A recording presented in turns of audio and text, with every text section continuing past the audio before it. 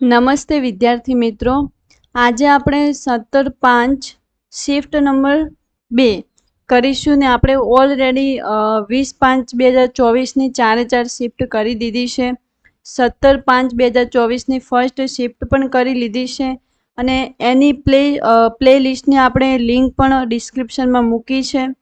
તો step by step આપણે જોઈ લેવાનું. અને અત્યારે આપણે 17/5/2024ની શિફ્ટ નંબર 2 કરીશું અને એમાં પણ આપણે ઇંગ્લિશ જે 15 ક્વેશ્ચન અંગ્રેજીના પૂછવામાં આવે છે એને આપણે સોલ્વ કરીશું. તો સ્ટાર્ટ કરીએ આપણે.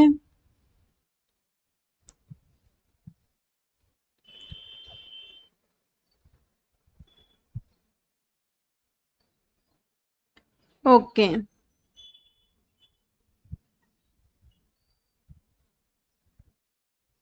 Question number 71. આપણે ક્વેશ્ચન નંબર 71 થી સ્ટાર્ટ કરીશું. 15 ક્વેશ્ચન પૂછવામાં આવે છે એટલે આપણે જો 71 શિફ્ટના ઇંગ્લિશના પીવાયક્યુ સોલ્વ કરી લઈશું તો તમારી એવી સારી પ્રેક્ટિસ થઈ જશે. તો આપણે જોઈએ કે જે 71માં શું પૂછ્યું છે કે select the most appropriate form of verb from the given option to fill in the blanks for the given sentence. આપણે વર્બ અહીંયા ક્રિયાપદ મૂકવાનું છે. વેન આઈ ખાલી જગ્યા to a foreign country I always stay at a hotel.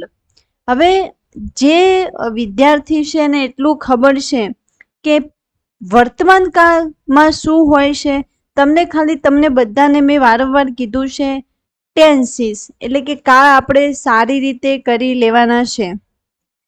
કારણ કે 2-3 question કાળમાંથી પૂછવામાં આવે છે, પછી ભલે વર્તમાન કાળનું પૂછે, ભૂતકાળનું પૂછે કે પછી ભવિષ્યકાળમાંથી પૂછે, આપણે 12 કાળ સારી રીતે કરવાના છે.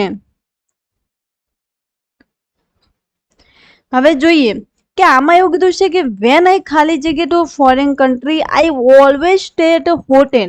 હવે આ જે તમે જોશો, 1 મિનિટ,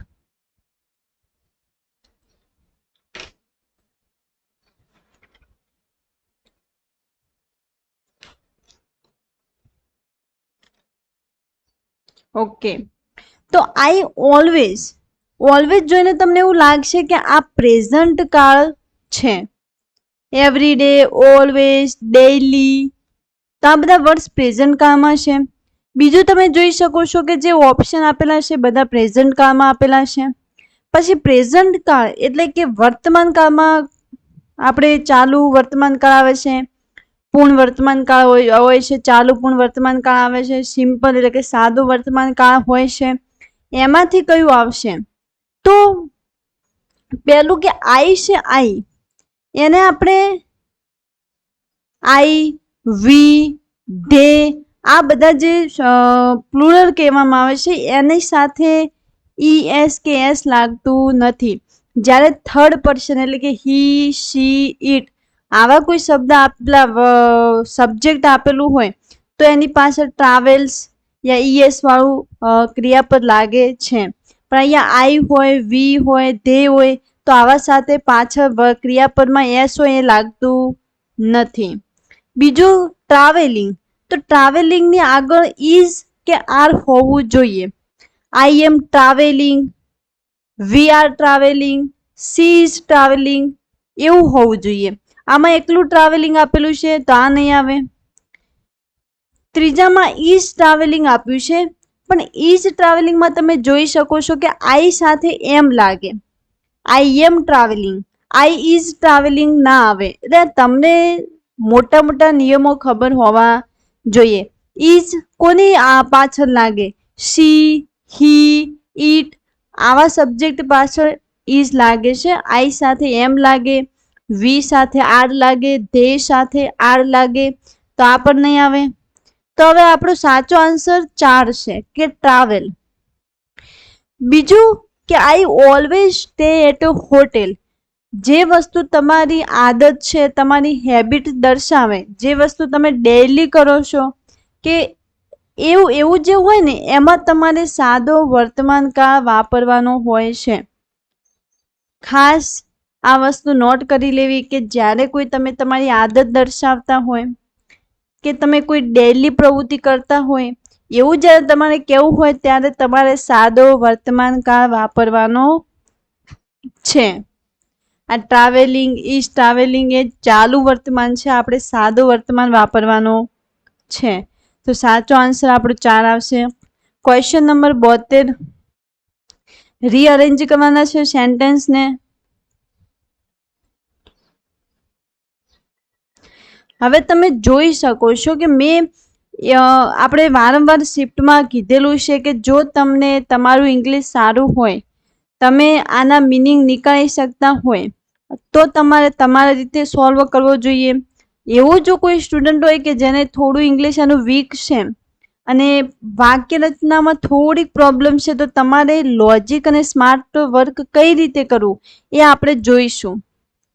જો તમને તમારી રીતે તમે આ વસ્તુ સોલ્વ કરી શકતા હો તો તમે કરી શકો છો, પણ જો તમારે આમાં સ્માર્ટ વર્ક વાપરવું હોય તો કઈ રીતે વાપરવું તો એ જોઈએ. કે જ્યારે કોઈ સેન્ટેન્સ વાક્ય સ્ટાર્ટ કરીએ તો તમે એવું ક્યાં ના જો કે નોટ રિજેક્ટેડ, નોટથી સ્ટાર્ટ ના થાય. કંઈક ફ્રેઝ વર્બ હોય, કોઈ સબ્જેક્ટ હોય, કંઈક એવી રીતે સ્ટાર્ટ થઈ શકે વાક્ય, પણ નોટથી વાક્ય સ્ટાર્ટ થતું નથી.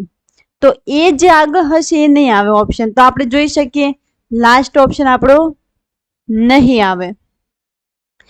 બીજું કે તમે જે સેન્ટેન્સ વાપરશો ને એમાં which were, તમે જોયું કે which were investigated, have come, તો તમે જોઈ શકો છો કે have come પછી આગળ આ કમ છે ને ક્રિયાપદ છે ને ક્રિયાપદ પાછળ કંઈક હોવું જોઈએ, એટલે સી પાછળ ના આવે.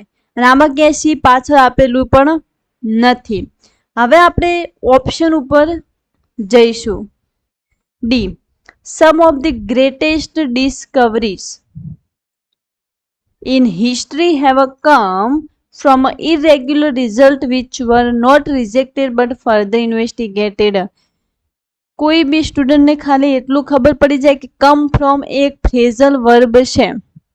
તમે ઘણી વખત સાંભળ્યું હશે કમ ફ્રોમ, કમ અને ફ્રોમ ભેગું હોય છે મોસ્ટલી. આને ફ્રેઝલ વર્બ કહેવામાં આવે છે કે જ્યારે એક વર્બ અને બીજો શબ્દ ભેગો થઈને કંઈક અલગ મિનિંગ નીકળે અને આપણે ફ્રેઝલ વર્બ કહીએ છીએ. તો in history have come from, આ બંધ બેસે છે કે in history have come from. હવે તમારે ખાલી એટલું જોવાનું કે સી પછી બી હશે ફાઇનલ, સી બી ભેગા હશે, પહેલા સી હશે ને પછી બી હશે. તો એવું ક્યાંમાં છે તો પહેલામાં છે, બીજામાં કોઈમાં નથી. બીજામાં સી અહીંયા છે, વચમાં એ આવી ગયો, આમાં સી ડી છે, એટલે સી બી ભેગું હોય એવું સેન્ટેન્સ સાચું પડશે. એટલે આપણો આન્સર 1 છે. જો તમને આ વસ્તુ ખબર નથી પડી તો તમે બધી શિફ્ટો આપણે જ્યારે સોલ્વ કરીશું, વારંવાર પ્રેક્ટિસ થશે, વારંવાર લોજિક વાપરવામાં આવશે તો તમે આને સારી રીતે અન્ડરસ્ટેન્ડિંગ કરી શકશો. તો અત્યારે તમારે શું કરવાનું છે, શાંતિથી લેક્ચર જોવાનું છે, બધી શિફ્ટના લેક્ચર જોવાના છે. ડેલી ઇંગ્લિશને 1 કલાક આપવાનું છે. જો તમારું ઇંગ્લિશ થોડું વીક હોય તો તમારે ડેલી એક વિડીયો જોવાનો અથવા 1 કલાક ઇંગ્લિશને આપવાનો. એ તમને સીસીની એક્ઝામ સિવાય બીજી પણ એક્ઝામમાં મદદરૂપ થશે. તો હવે આખું સેન્ટેન્સ આપણે જોઈ લીધું કે શું બને છે કે some of the greatest discoveries in a history have come from a irregular result which were not rejected but further investigated. અહીંયાથી ઉપર જાય છે.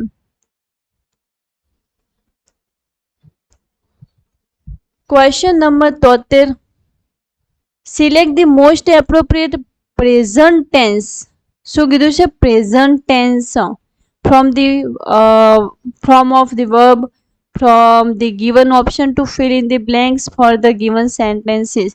પ્રેઝન્ટ ટેન્સ કીધું હોય, સાદો વર્તમાન કીધું હોય તો તમને ખબર પડવી જોઈએ કે વોઝ ટોકિંગ એ ભૂતકાળ છે, વિલ બી ટોકિંગ એ ફ્યુચર ભવિષ્યકાળનું છે, ટોકડ ઈડી લાગ્યું આ પણ ભૂતકાળ છે. એટલે પ્રેઝન્ટ ટેન્સ વાપરવાનું છે એટલે આપણે ટોક્સ વાપરીશું. તમે જોયું ને કે 2 સેકન્ડમાં આનો આન્સર આવી ગયો, કારણ કે પ્રેઝન્ટ ટેન્સ વાપરવાનું કીધું છે આપણને. પ્રેઝન્ટ ટેન્સનો એક જ છે ઓપ્શન, આ બધા ભૂતકાળ અને ભવિષ્યકાળ છે. તો C talks to her friend on the regular, મેં કીધું જે વસ્તુ ડેઈલી થતી હોય, રેગ્યુલર થતી હોય, જે તમારી આદત હોય એમાં આપણે સાદો વર્તમાન કાળ વાપરીએ છીએ. સી, હી, ઈટ આ બધું આપેલું હોય તો પાછળ વર્બમાં એસ, ઈ એસ લાગે છે. અહીંયા આઈ આપેલું હોત તો એકલું ટોક આવત, અહીંયા વી આપેલું હોત તો એકલું ટોક આવત, અહીંયા ધે આપેલું હોત તો એકલું ટોક આવત. બટ સી આપેલું છે એટલે ટોક્સ, હી આપેલું હોત તો ટોક્સ, ઈટ ટોક્સ. એટલે આ વસ્તુ તમારે શીખવાની છે. Question number 74.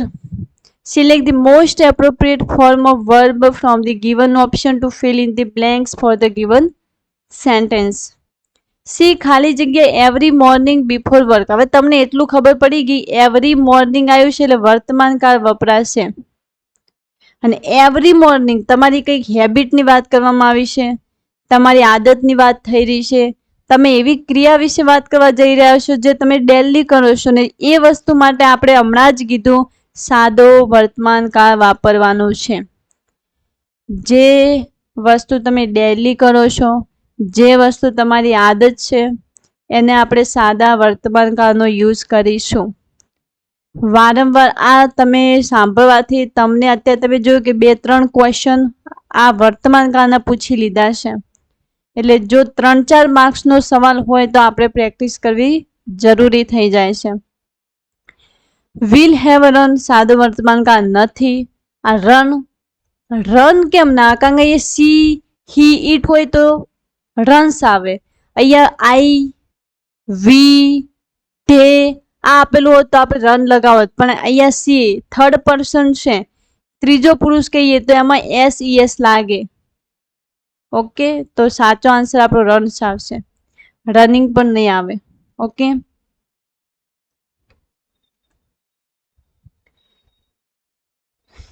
Question number 75. આમાંથી તમે એક વસ્તુ જોઈ શકો કે હેઝ લાઈફ એક્સપેક્ટન્સી હેઝ, પાછળ કંઈક હોવું જોઈએ. સેન્ટેન્સ બરોબર પૂરું થતું નથી, તો આનામાંથી આપણે કયું સ્માર્ટ વર્ક વાપરીશું કે ડી પાછળ નહીં આવે. તો આ ડી વાળું હટાવી દો, કારણ કે આની પાછળ ડી આપેલો છે.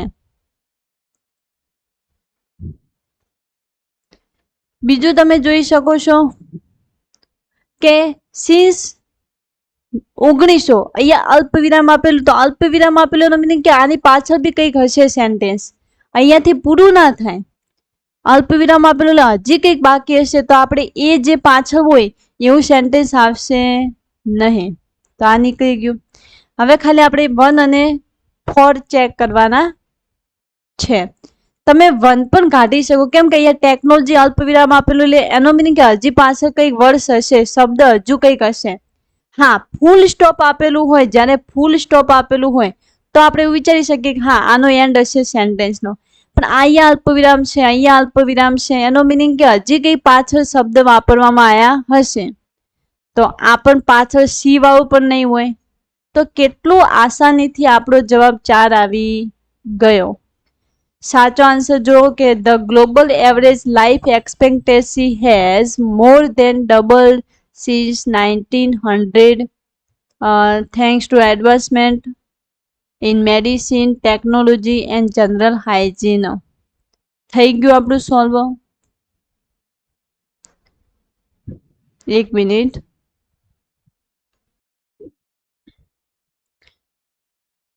ઓકે, તો ક્વેશ્ચન નંબર આપણે 76 જોવાનો છે કે which one of the alternative substitute the given group of words in the brackets. Okay, તો આમાં જો આવો ક્વેશ્ચન હોય ને તો આખો ક્વેશ્ચન વાંચવાની જરૂર નથી, ખાલી તમારે જે કૌંસમાં આપેલું છે ને આ જ વાંચવાનું છે કે આનો 1 વર્ડ કયો થશે. શું કીધું છે કે life history written by somebody else, કે કોઈ વ્યક્તિની આપણે ઘણી વખતે તમે માર્કેટમાં બુક્સ લેવા જાઓ ને એટલે તમે જોતા હશો કે આની બાયોગ્રાફી છે, આ વ્યક્તિની બાયોગ્રાફી છે, તો એ વ્યક્તિ ખુદ એ બધું નથી લખ્યું, એની હિસ્ટ્રીમાં કોકના દ્વારા એ બુક બનાવવામાં આવી છે અને આખી બાયોગ્રાફી લખી છે કે એ વ્યક્તિનું આખું જીવન લખેલું હોય એને બાયોગ્રાફી આપણે કહીએ છીએ ને આવા ક્વેશ્ચન આપણને આવડવા જોઈએ. નથી આવડતા તો વારંવાર પ્રેક્ટિસ કરવી. ઓટોબાયોગ્રાફીનો મિનિંગ તમે સાંભળ્યું છે, જ્યારે તમે મોટા મોટા સ્ટાર હોય કે કોઈ વ્યક્તિ હોય એને આપણે ઓટોગ્રાફ લઈએ. એ ઓટોગ્રાફ આવે એટલે એ ખુદ કંઈક લખે, ખુદ કંઈક નિશાન કે સાઇન કરે. તમે જો આપણે અમુક ટાઈમે એરપોર્ટમાં વિરાટ કોહલી પાસે ઘણા લોકો ઓટોગ્રાફ લેતા હોય છે. એવા ઘણા બધા સેલિબ્રિટી પાસેથી આપણે ઓટોગ્રાફ લેતા હોય છે. તો ઓટોગ્રાફ એ ખુદ લખતું હોય. બાયોગ્રાફીનો મિનિંગ એવો થાય છે કે કોઈ બીજા વ્યક્તિએ એની આખી બુક બનાવી છે, આખી હિસ્ટ્રી લખી છે, એને આપણે બાયોગ્રાફી કહીએ. ડાયરી તો નોર્મલ છે. ડાયરી તો આપણે ખુદ પણ બનાવતા હોય છે. આપણી કાયમની એક્ટિવિટી, આપણને કોઈ કવિતાઓ ગમે કે હિસાબ કરો તો ડાયરી એ અલગ છે. ઓકે, તો આવા બધા ક્વેશ્ચન આપણને આવડવા જોઈએ. આપણને રેટિફાઈડ નો સિનોનિમ પૂછ્યો છે, સમાનાર્થી. તો રેટિફાઈડ એટલે એનો આપણે ગુજરાતીમાં મિનિંગ એવો કહી શકીએ, કંઈક મંજૂરી આપી, કંઈક બહાલી આપી, મંજૂર કરવું, કઈ વસ્તુને મંજૂર કરવું, રેટિફાઈડ કરવું. એનો સિનોનિમ શું થશે? તો પ્રોહિબિટ એટલે તો રોકવું થાય. રિફ્યુઝ કરવું એટલે આપણે કે એને રિફ્યુઝ કરી દીધું. ડિસઅલાઉ, જેને અલાઉ ના કરીએ અને ડિસઅલાઉ કહીએ. તો આ પ્રોહિબિટેડ, રિફ્યુઝડ અને ડિસઅલાઉ આ બધા એન્ટોનિમ છે રેટિફાઈડના. સિનોનિમ કયો છે? સેન્ક્શન્ડ. સેન્ક્શન્ડ એનો મિનિંગ એવો થાય છે કે એને પણ આપણે કઈ મંજૂરી આપી, રેટિફાઈડ કરવું. હવે જો કોઈ સ્ટુડન્ટ થોડું સ્માર્ટ છે, થોડું લોજિક વાપરી શકે છે, તો એ શું વિચારશે કે રેટિફાઈડ છે, આમાં પ્રોહિબિટેડ એટલે રોકવું, રિફ્યુઝડ કરવું એટલે એને રોકવું યા મના કરવું, ડિસઅલાઉ એટલે એને અલાઉ ન કરવું. તો આ ત્રણના મિનિંગ સેમ બેસે છે, અલગ કયું પડે છે કે આ? તો સાચો આન્સર આપણો સેક્શન છે. ક્વેશ્ચન નંબર 78 આપણે અંગ્રેજીનું ગુજરાતી કરવાનું છે. Scientific research is a vital to the growth and development of the society.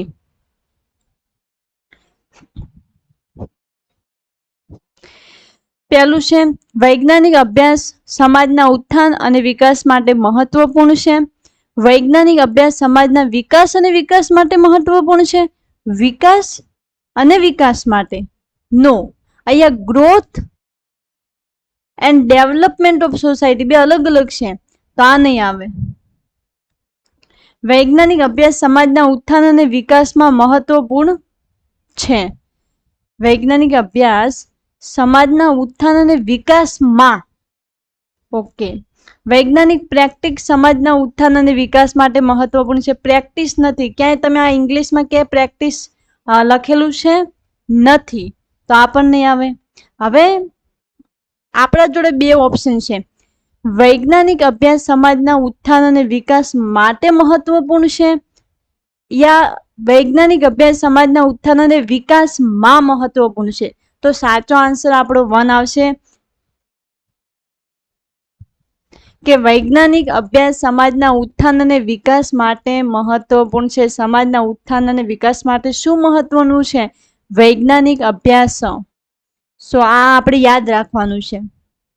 વિકાસમાં મહત્વપૂર્ણ ના આવે, વિકાસ માટે મહત્વપૂર્ણ છે.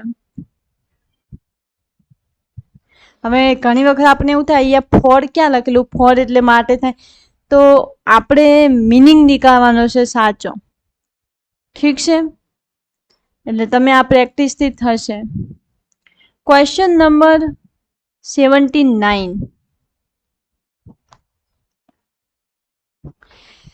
Select the most appropriate article from the option given below to complete the sentence.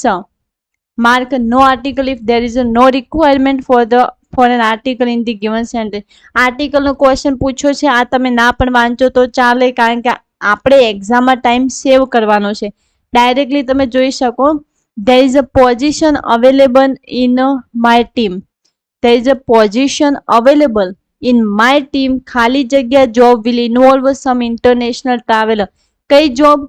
જે આપણે વાત કરી પોઝિશન ખાલી છે, જે પોઝિશન અવેલેબલ છે, ઈ જોબ ઈ જોબમાં શું ઇન્વોલ્વ કરવામાં આવ્યું છે? International travel. અને મેં વારંવાર જ્યારે મેં શિફ્ટો 5 સોલ્વ કરાવી છે એમાં કીધું છે કે કોઈ વસ્તુ ફર્સ્ટ વખત મેન્શન કરીએ, ધારો કે પોઝિશન અવેલેબલ છે કઈ જોબ માટે, તો આપણે લગાવી દીધો આર્ટિકલ. પણ પછી એ જ જોબનું ફરીથી જ્યારે મેન્શન થાય, આપણને હવે ખબર, જો ડાયરેક્ટ કોઈ એવો સેન્ટેન્સ હોય કે job will involve some international travel, તો તમારો ફર્સ્ટ ક્વેશ્ચન એવો રહેશે કે કઈ જોબની વાત કરી રહ્યા છો જેમાં ઇન્ટરનેશનલ ટ્રાવેલ અવેલેબલ છે? તમારી પાસે કોઈ ઇન્ફોર્મેશન નથી. પણ એના આગળ જે સેન્ટેન્સ છે એમાં શું કીધું? There is a position available in my team, job will involve some international travel. હવે તમને ખબર પડી કે હા, એની પાસે જે પોસ્ટ અવેલેબલ, એના ટીમમાં જે પોસ્ટ અવેલેબલ છે એ જોબની વાત થઈ છે. એટલે કે પહેલી વખત જ્યારે એ જોબની વાત કરવામાં આવી તો આપણે આર્ટિકલ લગાવ્યો.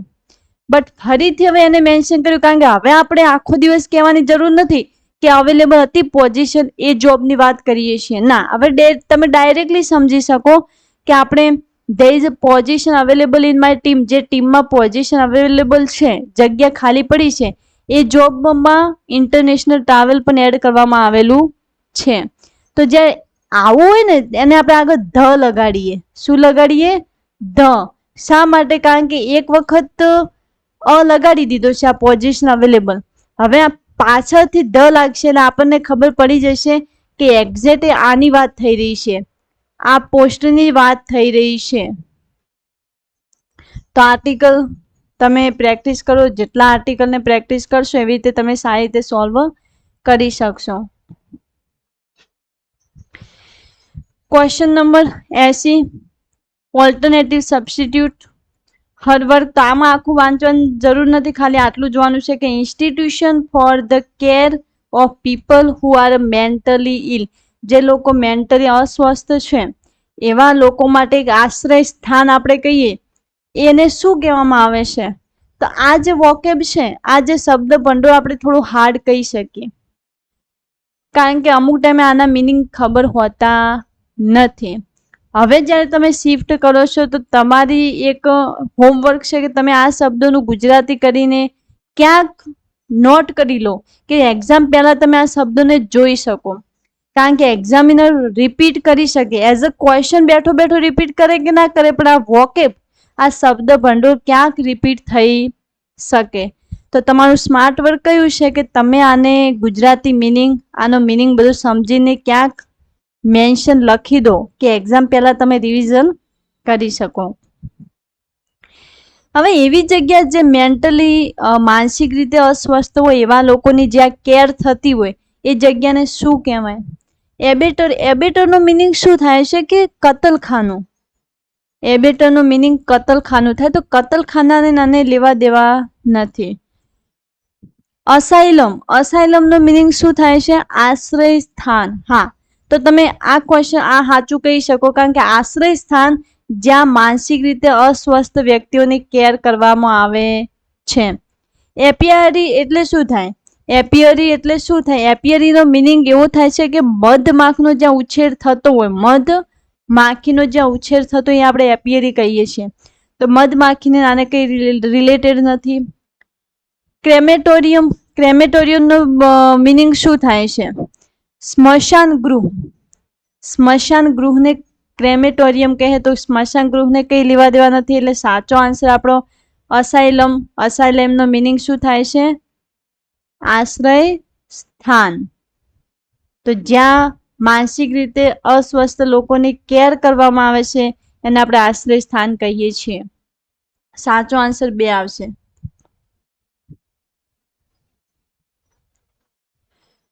Question number 81. જો તમે જોઈ શકો એન્ડથી ક્વેશ્ચન ચાલુ ના થાય, કંઈક સબ્જેક્ટથી સ્ટાર્ટ થઈ શકે, કંઈક ફ્રેઝલ વર્બથી સ્ટાર્ટ થઈ શકે, એન્ડથી ના થાય. તો એ તો પહેલો જો એ આવે છે તો આ ક્વેશ્ચન આન્સર સાચો નથી.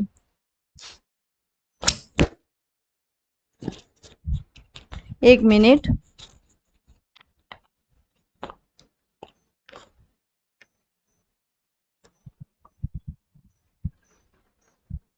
ઓકે, હવે તમે જોઈ શકો છો આપણે ઓપ્શન ઉપરથી સોલ્વ કરીશું. પહેલા D, new facts and uncovering their relationship to to other facts and structure process of discovering scientific research in the systematic. આ થોડું ઓછું બંધ બેસે છે. ત્રીજું જોઈએ કે new facts and uncovering scientific research is a systematic and structured process of discovering their relationship to other facts. Last C, scientific research is the systematic and structured process of discovering new facts and uncovering their relationship to other fact.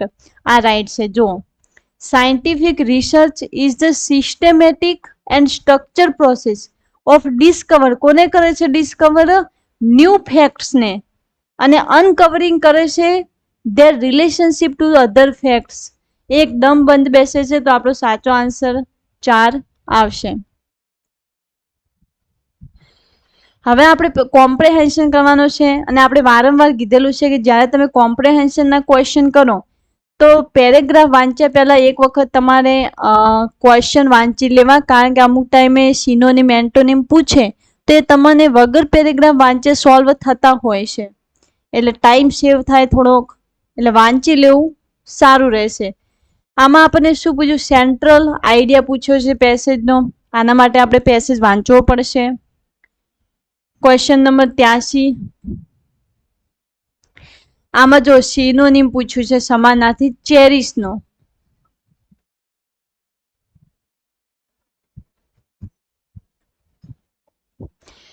Cherish એટલે આપણે જોઈએ કે under value. હવે under value no meaning કેવું થાય ખબર? કે કોઈ વસ્તુનું મૂલ્ય ઘટાડી દેવું, ઓછું મૂલ્ય કરવું, એને આપણે અંડર વેલ્યુ કહીએ. એપ્રિશિએટ કરીએ, તમે ઘણી વખત જોઈ શકતા હો આપણે એપ્રિશિએટ કોઈ વ્યક્તિને કરીએ, એની પ્રશંસા કરીએ, એને એપ્રિશિએટ કરીએ. તમે ચેરિશ, એને ચેરિશ કરવું, એને એપ્રિશિએટ કરવું, આ બંને લિંક થાય છે. સિનોનિમ તમે કહી શકો. ડિસ્પાઇઝ નો મિનિંગ શું થશે ખબર? કોઈ વસ્તુને તમે ધિક્કારી દો છો, કોઈ વસ્તુને તમે રિજેક્ટ કરો છો તો આપણે ડિસ્પાઇઝ કહીએ છીએ. લોથ, એને પણ એનો મિનિંગ એવો જ થાય, કોઈ વસ્તુને રિજેક્ટ કરવું, ધિક્કારવું. અંડર વેલ્યુ, એનું મૂલ્ય ઓછું કરવું. તો આ બધા એન્ટોનિમ છે. ચેરિશના એન્ટોનિમ છે, એપ્રિશિએટ એનો સિનોનિમ છે. બીજું, જો તમે સ્માર્ટ છો તો તમે ઓપ્શન ઉપર સમજી શકો કે અંડર વેલ્યુ એ થોડો નેગેટિવ વર્ડ છે, ડિસ્પાઇઝ નેગેટિવ છે, લોથ નેગેટિવ છે, એપ્રિશિએટ પોઝિટિવ છે, ને આખો અલગ પડે છે. ત્રણ નેગેટિવમાં એક પોઝિટિવ છે, એટલે આ સાચો આન્સર હોઈ શકે. તો આપણો સાચો આન્સર 2 છે. સોરી.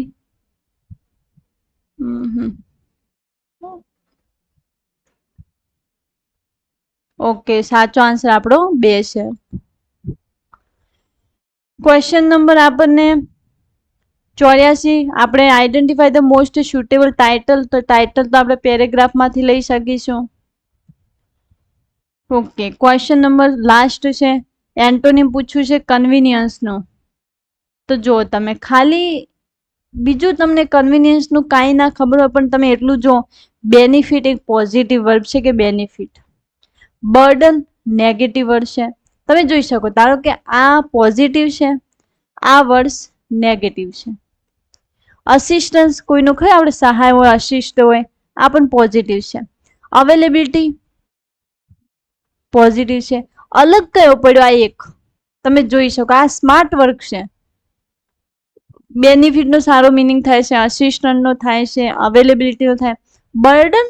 બર્ડન એક નેગેટિવ વર્ડ થઈ ગયો, આખો અલગ પડી ગયો. તો તમે આને સાચો આન્સર માની શકો. કન્વિનિયન્સ નો મિનિંગ એવો થાય, કોઈ સુવિધા આપી, સગવડ આપી, લાઈફને ઇઝી કરવું, એવું કઈ હોય તો એને કન્વિનિયન્સ કહીએ. એનો એન્ટોનિમ બર્ડન, બોજ બની જવું, લાઈફને અઘરી કરી દેવી, તેને આપણે બર્ડન કહીએ છીએ. કન્વિનિયન્સના સિનોનિમ છે બેનિફિટ, અસિસ્ટન્સ, અવેલેબિલિટી. આ તમે સિનોનિમ તરીકે લઈ શકો. એન્ટોનિમ બર્ડન આવશે. તો આપણે હવે પેરેગ્રાફ આ ક્વેશ્ચન કરી લઈએ.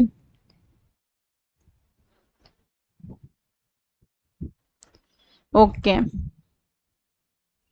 હવે પેરેગ્રાફના જે ક્વેશ્ચન હોય ને એમાં કેવું હોય છે, જેટલી તમે પ્રેક્ટિસ કરો, જેટલો તમે પેરેગ્રાફને સમજી શકો સારી રીતે, એટલું તમે આન્સર આપી શકો. કારણ કે આપણે જ્યારે સોલ્વ કરાવીએ તો આપણે તમને શું કરાવીએ, તમને ગ્રામર વાળું આપણે શીખવાડી શકીએ, એન્ટોનિમ સિનોનિમ સમજાવી શકીએ, બટ પેરેગ્રાફમાં તમારે ખુદને થોડી મહેનત કરવી પડશે. તમારે ઘણા બધા પેરેગ્રાફો સોલ્વ કરવા પડશે તો તમે સમજી શકશો. તો આપણે વાંચી લઈએ ફટાફટ. Amid the overwhelming dominance of the digital sphere, the traditional newspaper, once a powerhouse of knowledge, now bears the mark of time. Its faded importance in the face of the digital flood reminds us of a time when newspaper reading was not just a habit but a cherished ritual that enriched our minds. In its prime, the newspaper was more than a source of news. It was a gateway to a diverse tapestry of life, offering insight into current affairs, politics, art, and commerce. Its pages were a bridge between aspiration and opportunities, offering employment prospects and nurturing linguistic prowess. The newspaper served as both a medium of knowledge and a companion, filling solitary moment with a world's worth of tales. However, the era of instant updates and electronic convenience has marginalized this beloved artifact. The allure of quick visual consumption has overshadowed the quiet charm of textua immersion. The once vibrant realm of print has become a testament to our preference for ease over effort, fading into the background of modern convenience as we say our farewell to these fading bastions of reliability. We must remember its enduring importance in its absence. The influx of unchecked digital data threatens to overwhelm us, lacking the sanctity of verification. Let us not succumb to the allure of immediacy, but instead cherish the enduring value of the printed word, maintaining our connection to the veracity of our times. તમે જોઈ શકો છો એક્ઝામિનરે બહુ hard topic આપ્યો છે. એવો paragraph આપ્યો છે કે સીસીના સ્ટુડન્ટને ઘણી વખત આને સમજવો હાર્ડ પડી શકે. ખરેખર એક્ઝામિનર એવો આપવો જોઈએ પેરેગ્રાફ કે તમે એને સમજી શકો, થોડું આપ સમજી શકાય એવું છે, બટ આની જે શબ્દ ભંડોળ બહુ હાર્ડ વાપર્યું છે. ઘણી વખત આના મિનિંગ જ તમને ખબર નહીં પડે. આ તમે જોઈ શકો ટેક્સ્ટુઅલ, પછી ઘણા બધા એવા મિનિંગ છે. તો થોડો પેરેગ્રાફ આપણે હાર્ડ કહી શકીએ. તો જોઈ શકીએ આપણે કે હવે આનો સાચો આન્સર કયો આવશે. The central idea of the passage is best explained by which one of the following statements? The passage reflects on how the era of instant updates and electronics convenience has marginalized traditional newspaper. Okay. The passage reflects on the importance of keeping up with the fast-paced modern life.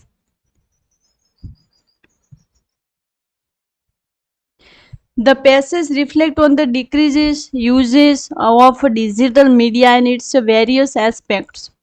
The passage reflects on the limited uses of print media and its lack of sanctity of verification. Okay, તો આનો આપણે સાચો answer એ આવશે, કારણ કે મેં જે paragraph વાંચ્યો છે એના હિસાબે તો આનો સાચું સેન્ટ્રલ આઈડિયા આપણે આ લઈ શકીએ. આનો સાચો આન્સર પણ એક છે કે the passage reflect on how the Ira of instant updates and electronics convenience has marginalized traditional newspapers.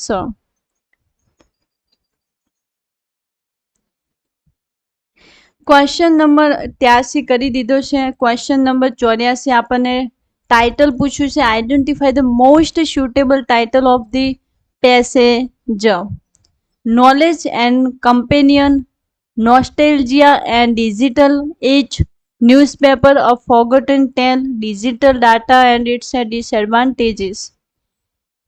તો આનો સાચો answer nostalgia and digital age છે. બીજી વખત કે આ ફકરો થોડો હાર્ડ હતો, મે બી આ જે ક્વેશ્ચન છે આ ટાઇટલમાં એ આન્સર લાવો, સાચો આન્સર લાવો હાર્ડ છે. જો તમને આવો ક્વેશ્ચન ના આવડે ને તો કોઈ ટેન્શન કરવાની જરૂર નથી, કારણ કે મોટા ભાગના સ્ટુડન્ટને આવા ક્વેશ્ચનમાં પ્રોબ્લેમ થાય. અમુક પેરેગ્રાફ એટલા ઇઝી હોય કે આપણે સારું ટાઇટલ ફાઇન્ડ કરી શકીએ. આમાં ટાઇટલ સેમ આપેલા છે કે બહુ ક્લોઝ આપેલા છે, અને આટલા ક્લોઝ ટાઇટલમાંથી એક ટાઇટલ પસંદ કરવું એ થોડુંક હાર્ડ પડી શકે છે. તો આવો ક્વેશ્ચન ના આવડે તો કંઈ ટેન્શન નહીં લેવાનું, આપણે વારંવાર પ્રેક્ટિસ કરવાની છે.